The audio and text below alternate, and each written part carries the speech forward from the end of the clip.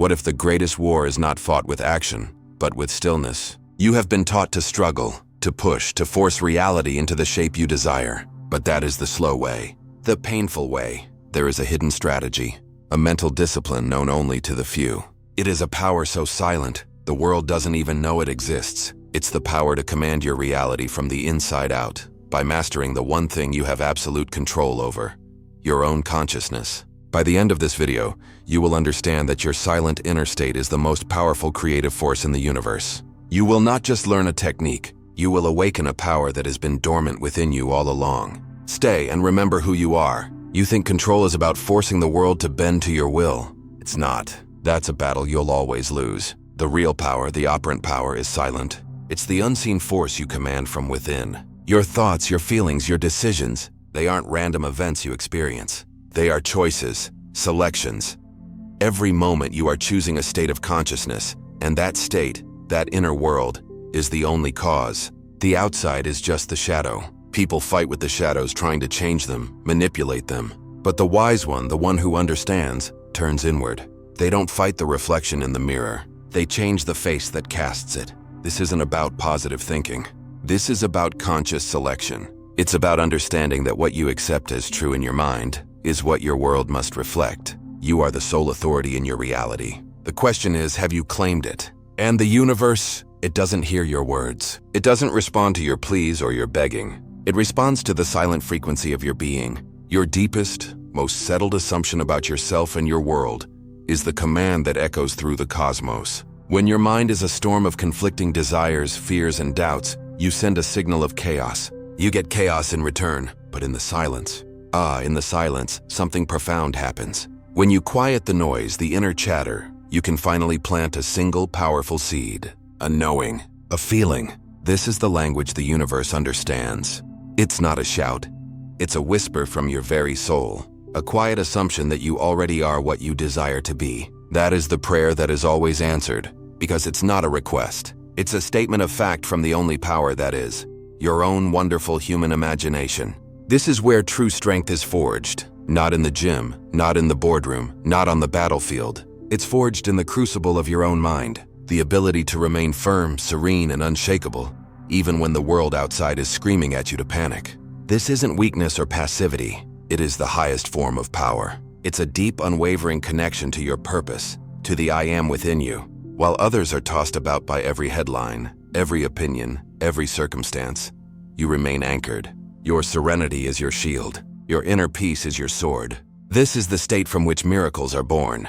A mind that is not disturbed by the chaos of the world is a mind that can impose its own divine order. You stand as a lighthouse in the storm, not by fighting the waves, but by being an unmovable source of light, firm in your own consciousness. From this place of stillness, you begin to live with a new kind of authority. It's a spiritual authority. It's the quiet confidence of one who knows they are the cause, not the effect. This requires mental discipline, the conscious practice of choosing where your attention goes. You don't fight negative thoughts. You simply withdraw your attention from them. You let them starve, and it demands emotional mastery. Your emotions are not your enemies. They are the fuel. Feeling is the key. You learn to generate the feeling of your wish fulfilled, not as a childish game, but as the very act of creation itself. You are no longer a victim of your moods. You are the deliberate creator of your state. This triple mastery, spiritual authority, mental discipline, and emotional control, is what separates the master from the masses. It is the foundation of a life lived by design, not by default. So you see, the power of a silent mind isn't about emptiness. It's about focus. It's about directing the immense creative power of your consciousness with laser-like precision. It's the conscious act of withdrawing from the world of problems to enter the world of the solution, your imagination. You stop rehearsing your fears and start living in your desired reality. You close the door to the noisy evidence of your senses and open the door to the silent truth of your assumption. This is the great secret. This is the discipline that sets men free. While the world searches for power outside itself, you cultivate it within. But this control, this authority, it begins in a very specific place, a sacred territory that you must learn to defend. Now we go deeper. Your mind is not a machine. It is a temple. It is the sacred ground where the invisible substance of spirit takes form. This is the inner sanctum where faith is born, where clarity is forged, and where true, unshakable strength is cultivated. Everything you see in your outer world was first a thought, an idea, a feeling that was entertained within this sacred territory. When you treat your mind like a marketplace, open to every passing opinion, every fearful headline, every stray doubt, you desecrate this holy ground. You allow thieves and money changers into your temple. But when you recognize its sanctity, everything changes. You understand that this inner world is the womb of creation, the birthplace of realities. You are not merely a thinker. You are the high priest of this temple, and your first and most important duty is to keep it pure, to keep it holy, and to decide what is allowed to grow within its walls. The great masters of life understood this with absolute clarity. You must achieve absolute control over the thoughts that you allow to occupy your mind. This is not a suggestion. It is the fundamental law of a self-determined existence. An uncontrolled mind is a leaky ship, at the mercy of every wave. But a controlled mind is a precision instrument, a vessel capable of navigating any storm to its chosen destination. The average person allows their consciousness to be a dumping ground for the suggestions of others. But you must become far more selective. You must build a firewall around your consciousness. This is the essence of operant power. To consciously choose the thoughts and feelings you will entertain, knowing that these are the seeds of your tomorrow. You don't hope for a better future. You command it by decreeing what is true now within the temple of your mind. This is why focus is the master key. Your attention is the currency of creation. Whatever you place your sustained focus upon, you feed. You give it life. You are the gardener of your own consciousness. Do you spend your days watering the weeds of fear, lack, and resentment? Or do you diligently tend to the seeds of your highest vision? What you want to grow, you must focus on. It's a simple law, yet profoundly ignored. The world will constantly try to steal your focus, to direct it towards chaos and division. It wants you scattered. It wants you weak. But your power is in your ability to hold your mind steady, to direct it like a focused beam of light upon your chosen state. That which you contemplate, you become. That which you focus upon, you manifest. There is no mystery here. There is only the unwavering application of a divine principle. And what of the negative thoughts? The doubts that creep in? You do not fight them. To fight them is to give them your energy, to make them stronger. Instead, you learn the art of detached observation. You become the silent watcher. You see the thought of fear arise and you simply notice it. You don't engage. You don't argue. You don't try to suppress it. You let it be and you withdraw your attention. You are the sky, and it is merely a cloud passing by. A thought only has power over you if you identify with it, if you feed it with the fuel of your belief and your emotion. By observing without reacting, you starve it. You are not the voice in your head. You are the awareness behind the voice. This is the great liberation. This is how you reclaim your power from the conditioned patterns of the past. You simply let them go. So you must become the guardian at the gate of your own mind. This is your supreme responsibility. You stand as a sentinel, vigilant and uncompromising. You examine every thought, every idea, every suggestion that seeks entry. Does it align with the man or woman you have decided to be? Does it support the reality you are choosing to experience? If the answer is no, you deny it entry, politely but firmly. You don't fight it. You simply close the gate. This is not an act of arrogance. It is an act of profound self-love and spiritual discipline. You are protecting the sacred ground where your future is being created. But being a guardian is only half the battle. Once your temple is secure, you must learn to wield the most powerful weapon forged within it. A weapon the world mistakes for weakness: silence. In a world that screams, silence is your sharpest weapon. They have taught you that power is loud, that influence is seen, that victory is declared from the rooftops. This is a lie, designed to keep you distracted and weak. True power doesn't need to announce itself. It moves with a quiet, devastating certainty. The fool speaks to fill the void. The master is the void, a silent space of pure potential from which all things are created.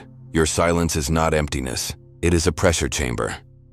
It is where you build conviction, where you gather your spiritual force, where your assumption hardens into fact. While others are dissipating their energy in pointless arguments and endless chatter, you are conserving yours, concentrating it, until the moment you decide to act. And when you act from that place of silent, focused power, your impact is undeniable. Let them mistake your silence for weakness. Their miscalculation is your strategic advantage. There is a profound wisdom in learning not to react. The world will constantly test you, provoke you, bait you. It will send people to throw stones at your peace. The conditioned response is to throw them back, to engage, to defend your ego. But this is a trap. When you react, you surrender your power. You allow the outside world to dictate your inner state. You become a puppet, and your provoker pulls the strings. The true act of power is to observe the provocation and choose nothing. To remain still, serene, unmoved. Every offense you don't respond to, every argument you refuse to enter, is a declaration of your inner sovereignty. You are saying, my peace is not for sale. My state is not up for negotiation. This isn't passivity. It is the highest form of mental and spiritual discipline.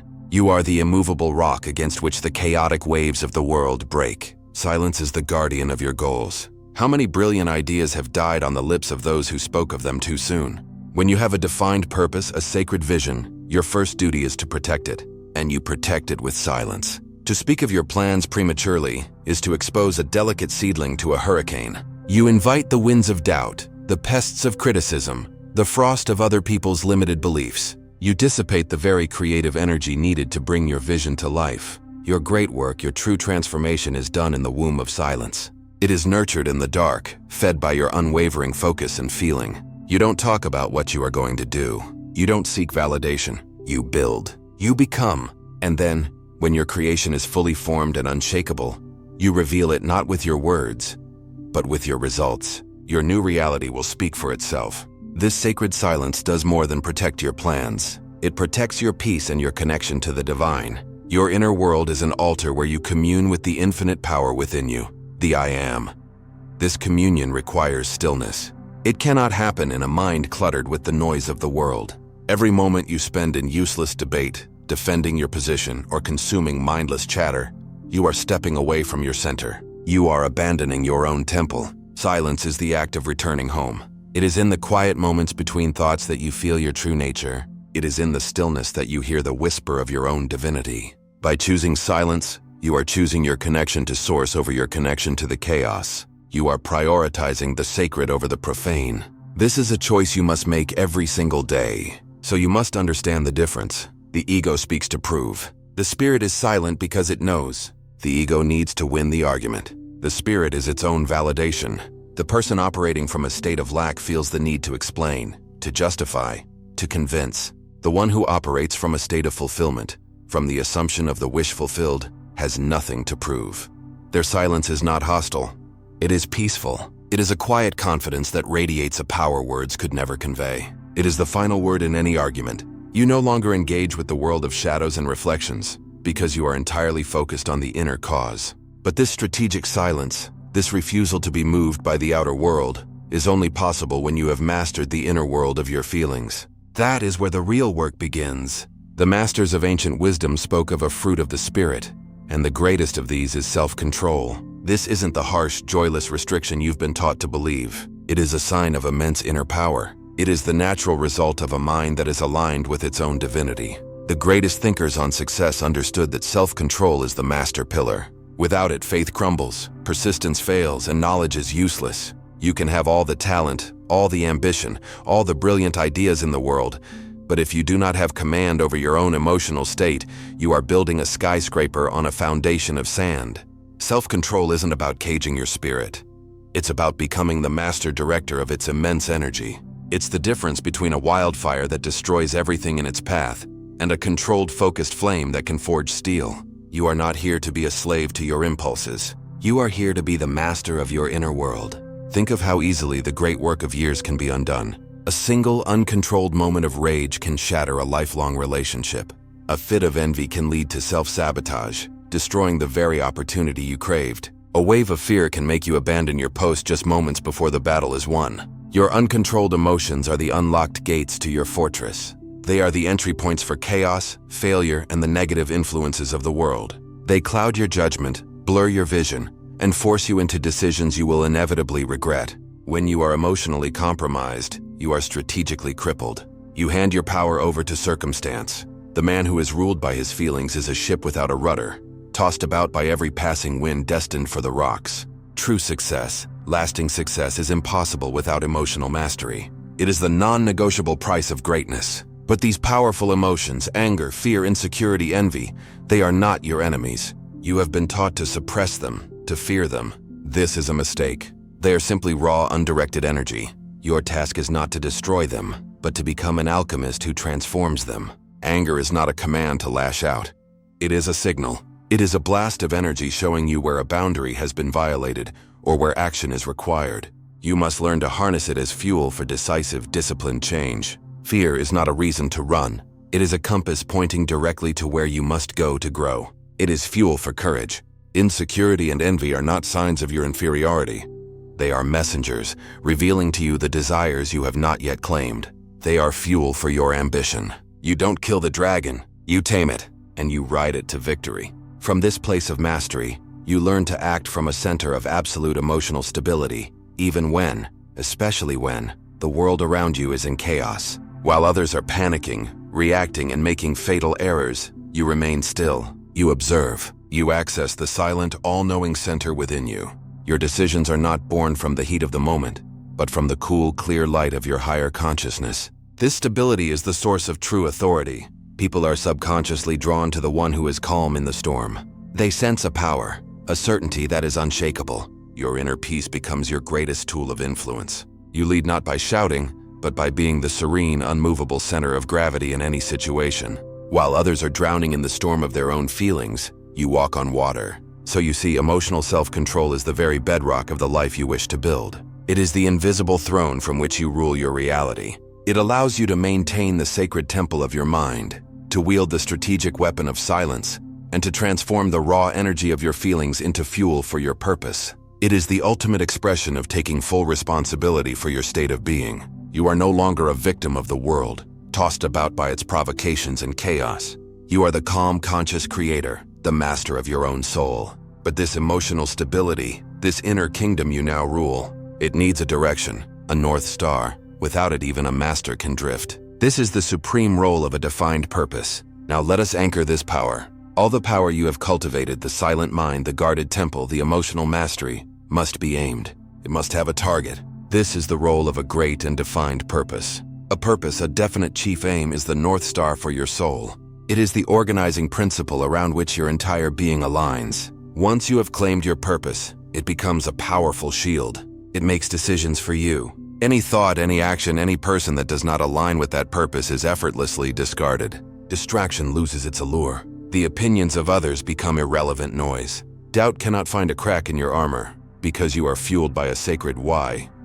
This burning purpose is what gives you the strength to persevere. It is the reason you guard your mind. It is the fire for which your self-control acts as a crucible. Without a purpose, you are a powerful ship with no destination, drifting on the ocean of life. With it, you are an unstoppable force. When you live with this clarity of purpose, you begin to walk the earth in a different way. You move with an authority that is not arrogant, but absolute. Think of the great spiritual figures throughout history. They were not swayed by the masses. They did not conduct polls to determine their mission. They possessed a serene, unshakable certainty because they were aligned with a purpose that was greater than themselves. This is the state you must assume. You are not here to ask for permission or to seek approval. You are on a divine assignment. Your life is no longer a series of random events.